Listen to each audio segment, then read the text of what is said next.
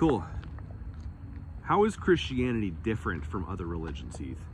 Well, all other religions branch off of Christianity in that they deviate after the fall, where Adam fell, and from there you have an obscured reality, not because of reality itself, but because of our sin. When we deny God, we have to try to come up with our own ways of perceiving reality, explaining reality, to find purpose without repenting and coming back to the only provision for our sin, and epistemic sin, or sin to believe God and true things about the world.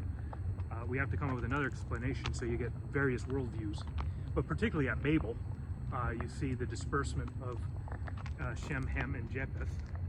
And from there you have the disbursement of these religions who have narratives similar to what you would see with like the flood narrative and all the others, but they're all deviations because they've ran away from God's revelation in his covenant. So I'd say that's probably the best explanation I can come up with, is that everything is a deviation from the truth, but they have glimpses of truth because of their common origin at Adam.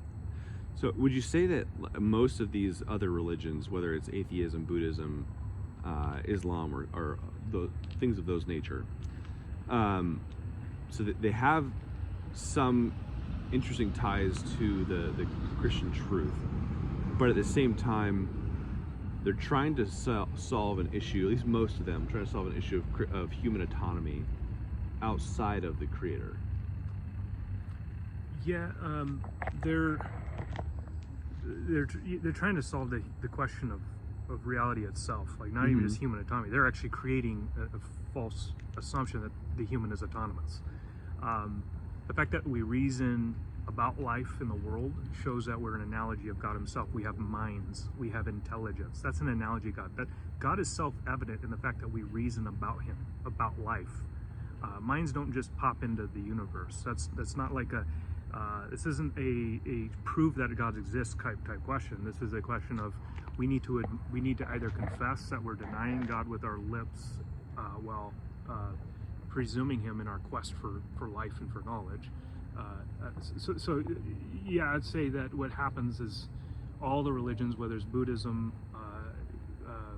again, Islam and others, they prove to be deviations from the common origin with Adam, because they all have inconsistencies within their own paradigm. I'm not a coherentist, but if you take a worldview and try to see if it holds up coherently within itself, you find they all fall apart. Example being with, say, Buddhism. If our spirits are one with the divine God, then God is participating in evil. Not only that, but God is changeable. God is not in creation itself is evil. Essentially, we're trying to escape creation rather than redeem it. So just on the basis of its claims, it proves to be a deviation from the truth, whereas Christianity proves to be the religion that has continued the covenants, starting with particularly in the creation account, but then you have the Noahic, the Abrahamic, the Davidic, to the new covenant. That God has, throughout all of history, revealed himself up to the coming of his son in a way that's consistent, built on a consistent worldview. And God is not a God of confusion, so the worldview that is most coherent, most consistent, is the one that we ought to be following as image bearers, and yet we don't want to. It shows that there's a deep sin problem. Right. Sounds good. Cool. Well, subscribe and follow for more.